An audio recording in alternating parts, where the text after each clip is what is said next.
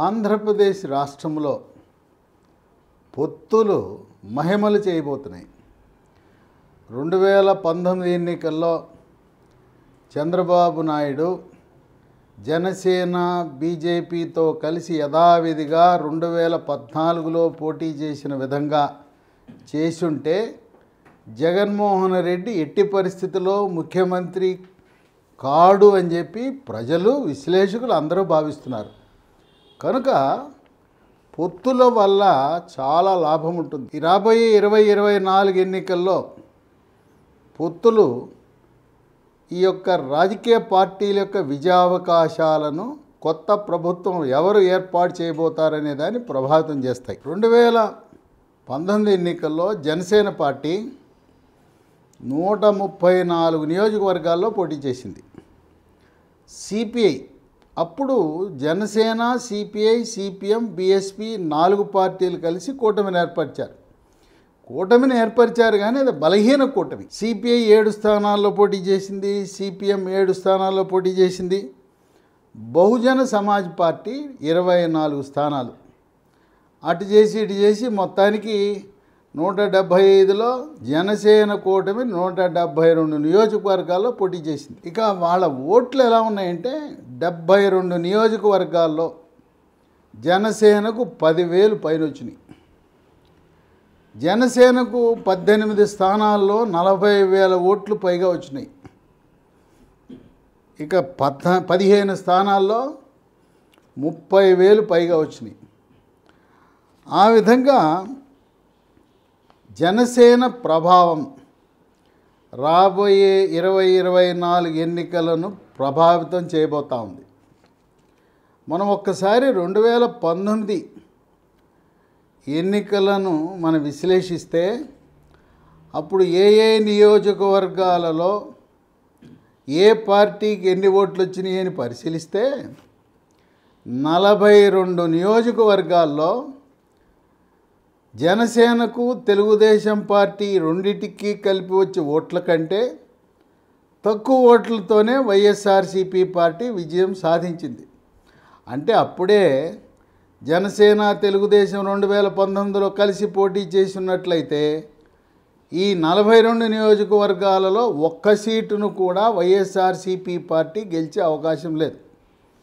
పైగా 2019లో వైఎస్ఆర్సీపీ పార్టీ సాధించిన ఓట్లలో క్రైస్తవ ఓట్లు బ్రదర్ అనిల్ ఓట్లు ఉన్నాయి.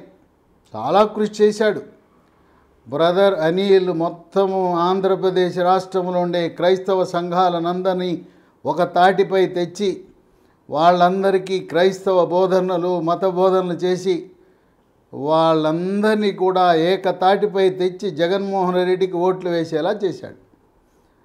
గెలవగానే బావా నువ్వు చేసిన దానికి చాలా ధన్యవాదాలు, ఇక మీరు నిష్క్రమించవచ్చు, తెలంగాణ రాష్ట్రానికి మీరు మీ సతీమణి షర్మిల మా అమ్మగారు విజయం అందరూ కలిసి హాయిగా సుఖంగా హైదరాబాద్ నగరంలో పక్క రాష్ట్రంలో తెలంగాణ రాష్ట్రంలో లోటస్ పాండ్లో నివసించండి. మీకు ఎవ్వరికీ కూడా విజయంకి షర్మిలకు మీకు బ్రదర్ అనిల్ ఎవ్వరికీ కూడా ఇక్కడ నేను ఏ పదవులు ఇవ్వబోదలుచుకోలేదు, నేనే ఉండాలి. ఇక్కడ ఒకరి మించి ఇంకా వేరే వాళ్ళు అధికారం శాసించే వాళ్ళు ఉండకూడదని రాజకీయ పండితులు చెబుతున్నారు కనుక మీరందరూ కూడా హాయిగా సుఖంగా తెలంగాణ రాష్ట్రంలో నివసించిందని పంపించాడు. ఆ బ్రదర్ అనిల్ ఇప్పుడు కాంగ్రెస్ పార్టీలో చేరాడు. కనుక క్రైస్తవ ఓటర్లు వైఎస్ఆర్సీపీ పార్టీని వీడి బ్రదర్ అనిల్ వెంట కాంగ్రెస్ పార్టీకి వెళ్ళే అవకాశం ఉంది. దీంట్లో వైఎస్ఆర్సీపీ 2019 ఓట్లలో షర్మిల విజయమ్మ ఓట్లు కూడా ఉన్నాయి. జగన్మోహన్ రెడ్డి 16 నెలల పాటు జైల్లో ఉంటే పార్టీని బతికించి పాదయాత్రను కొనసాగించిన వీరోచితంగా పోరాడిన 2 మహిళల అమ్మ కూతుళ్ళు రాత్రనక పగలనక ఎండనక వాననక కాళ్ళు బొబ్బలెక్కినా మోకాళ్ళు నొప్పులైనా పాదయాత్ర గొంతు బొంగురుపోయిన అమ్మ కూతుళ్ళు ఇద్దరు కూడా విజయమ్మ షర్మిల 16 నెలల పాటు కాళ్ళరిగేలా పాదయాత్ర చేసి వైఎస్ఆర్సీపీ పార్టీని బతికించడమే కాదు 2019లో ఈ వైఎస్ఆర్సీపీ సాధించిన ఓట్లలో వాళ్ళ భాగం కూడా ఉంది. ఇప్పుడు విజయమ్మ షర్మిల వైఎస్ఆర్సీపీ పార్టీని వీడి కాంగ్రెస్ పార్టీలోకి వెళ్ళటం వల్ల ఇక్కడ అప్పుడు 2019లో వచ్చిన వైఎస్ఆర్సీపీ ఓట్లకు గండి పడతా ఉంది. క్రైస్తవులు విజయమ్మ షర్మిల వాళ్ళ అభిమానులు మరి వాళ్ళందరూ కూడా వాళ్ళ దారి వాళ్ళు చూసుకోవడం వల్ల 2019లో వైఎస్ఆర్సీపీకి వచ్చిన ఓట్లు కూడా ఈసారి వచ్చే అవకాశం లేదని విశ్లేషకులు భావిస్తున్నారు. మీకు ఉదాహరణకు 42 నియోజకవర్గాలలో జనసేన తెలుగుదేశం పార్టీ కలిపి 2 పార్టీల ఓట్లు వైఎస్ఆర్సీపీ కంటే అధికంగా ఉన్నాయి. ఒక 14 నియోజకవర్గాల్లో మీకు ఉదాహరణగా ఏ నియోజకవర్గంలో ఎన్ని ఓట్లు వచ్చినాయని చూపిస్తూ ఈ విధంగా పొత్తులు చాలా మహిమ కలిగినవి. ఈసారి 2 కూటములు ఒంటరిగా YSRCP party, Janasena Telugu Desam party BJP ఒక కూటమి, మరొక కూటమి కాంగ్రెస్ సిపిఐ సిపిఎం బహుజన సమాజ్వాదీ పార్టీ బీఎస్పీ. ఇప్పుడు ప్రస్తుత పరిస్థితుల్లో కాంగ్రెస్ పార్టీకి 1% ఓట్లు, సిపిఐకి 1%, సిపిఎంకి 1%, బహుజన సమాజ్వాదీ పార్టీ బీఎస్పీ ఏనుగు పార్టీకి 1, 4% ఓట్లు ఉన్నాయి వాళ్ళకి. ఈ 4% కనీసం 2024 ఎన్నికల్లో 15% పెంచుకుని మన అదృష్టం ఇప్పుడు కాకపోయినా 2029 ఎన్నికల్లో విజయం సాధించాలి. అప్పుడు 2027 సంవత్సరంలో నియోజకవర్గాల పునర్విభజన జరగబోతూ ఉంది. 175 నియోజకవర్గాలు 225 కాబోతున్నాయి. ప్రతి లోక్సభ పరిధిలో కొత్తగా 2 అసెంబ్లీ సీట్లు రాబోతున్నాయి. ఇంకొక మార్పు ఏంటంటే 2029లో 33% మహిళా రిజర్వేషన్ అమలు కాబోతున్నాయి. ఆ కొత్త రాజకీయ వాతావరణంలో షర్మిల ఆధ్వర్యంలో కాంగ్రెస్ పార్టీ, ఆమె షర్మిల 2029లో ఈ కాంగ్రెస్ మహాకూటమి ఆధ్వర్యంలో ముఖ్యమంత్రి పగ్గాలను చేపట్టాలని, దానికి పునాదిగా 2024 ఎన్నికల్లో తన సత్తాను చాటాలని, బలాన్ని పుంజుకోవాలని ఈ 4 పార్టీలు కూటమిగా ఏర్పడి తమ యొక్క భవిష్యత్తుని రూపుదిద్దుకుంటున్నాయి. వైఎస్ఆర్సీపీ పార్టీ ఒంటరి పోరాటం. ఇప్పుడు మన నియోజకవర్గాల వారిగా చూస్తే ఆచంటలో వైఎస్ఆర్సీపీ పార్టీకి వచ్చింది 66,000, 66,000తో ఎమ్మెల్యే గెలిచేశాడు. టీడీపీకి 54, జనసేనకు 13, 67,000 వచ్చినాయి. అంటే వైఎస్ఆర్సీపీ కంటే అధిక ఓట్లు వచ్చి 2 విడివిడిగా పోటీ చేయటం వల్ల ఓడిపోయినారు. అమలాపురం వైఎస్ఆర్సీపీకి 72,000, టీడీపీకి 46, జనసేనకు 45. ఈ జనసేన టీడీపీ కలిపి 91,000 వచ్చినాయి. ఇక 3 అనకాపల్లి వైఎస్ఆర్సీపీ పార్టీకి 73,000 వస్తే టీడీపీకి 65,000, జనసేనకు 13, 2 కలిపి 78,000 వచ్చినాయి.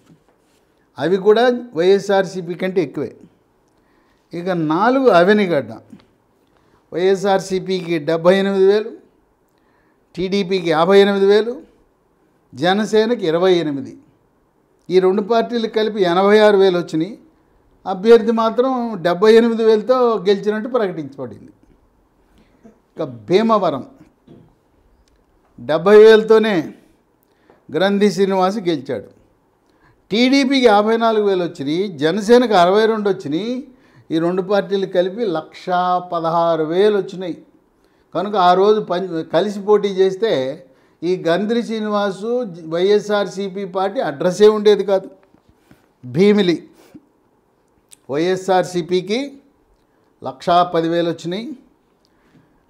ఇక టీడీపీకి 92, జనసేనకి 24,000.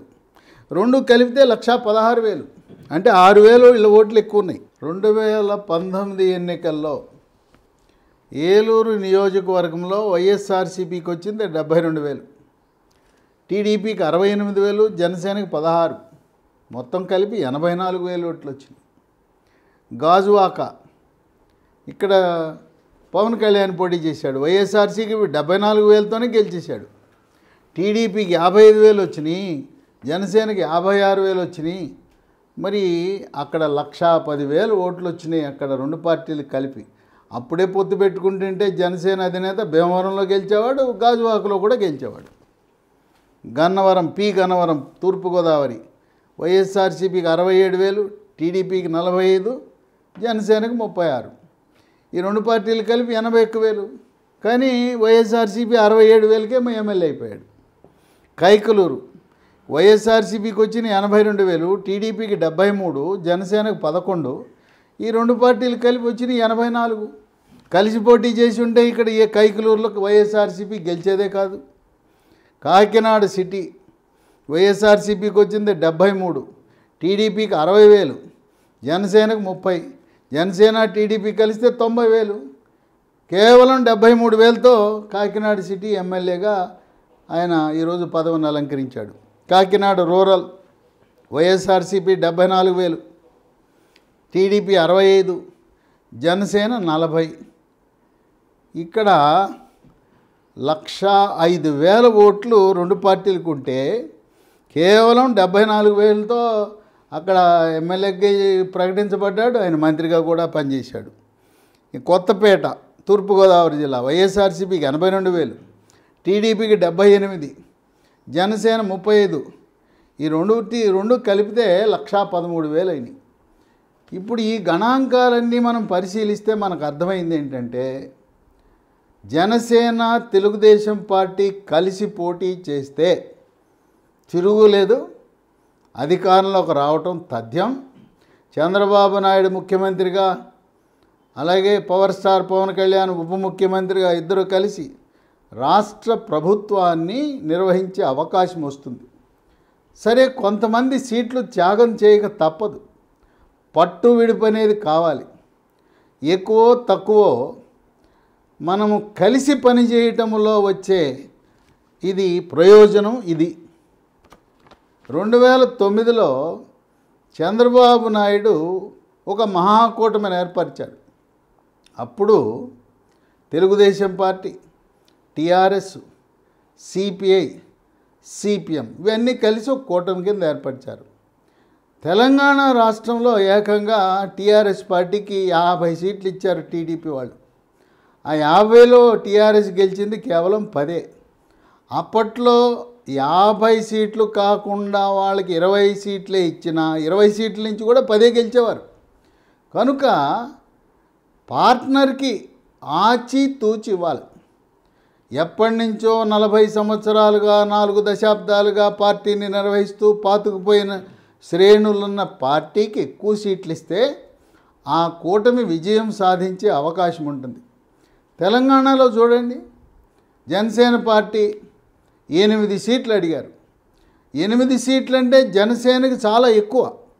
అందువల్ల రాజకీయాల్లో కొత్తగా ప్రవేశించిన పార్టీలు వాళ్ళు కొంత పట్టు విడుపుతో తక్కువ సీట్లకే పరిమితమై రాజకీయంగా స్థిరపడి కొంతమంది ఎమ్మెల్యేలు, ఎంపీలు ఉన్న తర్వాత అంచెలంచెలుగా ఎదగాలి.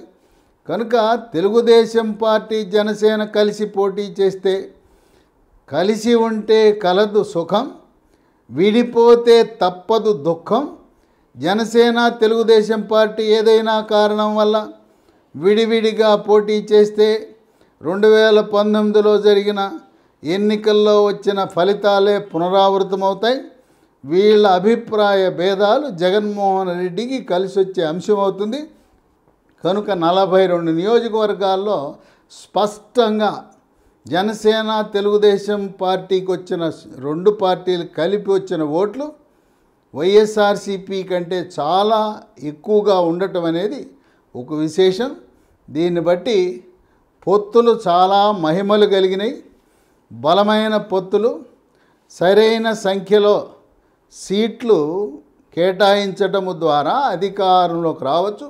ప్రస్తుత పరిస్థితిలో ఆంధ్రప్రదేశ్ రాష్ట్రంలో జరుగుతున్న సర్వేలు, అభిప్రాయ సేకరణల ప్రకారం, ఒపీనియన్ పోల్ల ప్రకారం జనసేన, తెలుగుదేశం పార్టీ, బీజేపీ అధికారంలోకి వచ్చే అవకాశం ఉన్నదని, కాంగ్రెస్ పార్టీ కూటమి, కాంగ్రెస్, సిపిఐ, సిపిఎం, బిఎస్పి వీళ్ళు మహాకూటమిని ఏర్పరిచి ఇండియా కూటమి తరపున పోటీ చేసిన వాళ్ళ వల్ల జగన్మోహన్ రెడ్డి వైఎస్ఆర్సిపి ఓట్లు చీలిపోయి దానివల్ల తెలుగుదేశం, జనసేన, బీజేపీకి లాభం జరుగుతుందని విశ్లేషకులు భావిస్తున్నారు. వేచి చూద్దాం. త్వరలో రాజకీయ సమీకరణలు మారబోతున్నాయి. జగన్ యొక్క ధోరణి ఎలా ఉంటుందో, మార్పులు చేర్పులకు బ్రేక్ కొడతాడా, లేదు ఇలాగే మార్పులు చేర్పులని స్పీడ్గా వెళ్ళి పరిగెత్తుకెళ్ళి ముందుకు పడతాడా? ఇప్పుడున్న పరిస్థితులలో జనసేన, తెలుగుదేశం పార్టీ, బీజేపీ విజయం సాధించడం సునాయాసమని విశ్లేషకులు భావిస్తున్నారు. 42 నియోజకవర్గాల్లో బోర్డు మీద 14 నియోజకవర్గాల యొక్క అంకెలు, ఓట్లు ఏ ఏ పార్టీకి వచ్చినాయని నేను వివరించాను.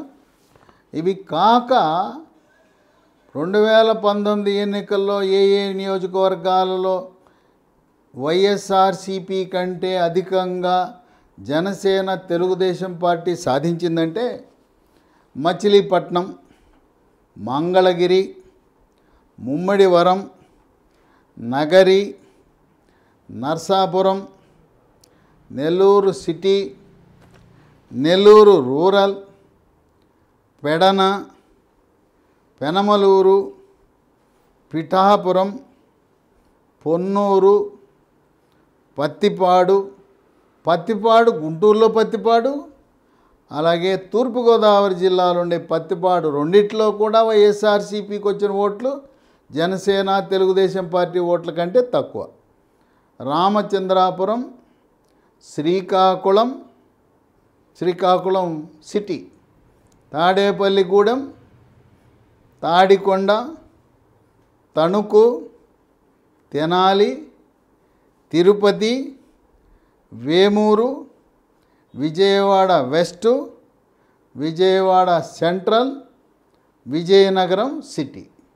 ఈ విధంగా 42 నియోజకవర్గాలలో స్పష్టముగా జనసేన, తెలుగుదేశం పార్టీ కంటే తక్కువ ఓట్లతోనే ఒంటరిగా వైఎస్ఆర్సిపి పోటీ చేసి వీళ్ళిద్దరి మధ్య సఖ్యత లేని కారణం వల్ల ఓట్లు చీలిపోయి జగన్మోహన్ రెడ్డి 2019లో ముఖ్యమంత్రి స్థానాన్ని అధిష్ఠించాడని గమనించాలి.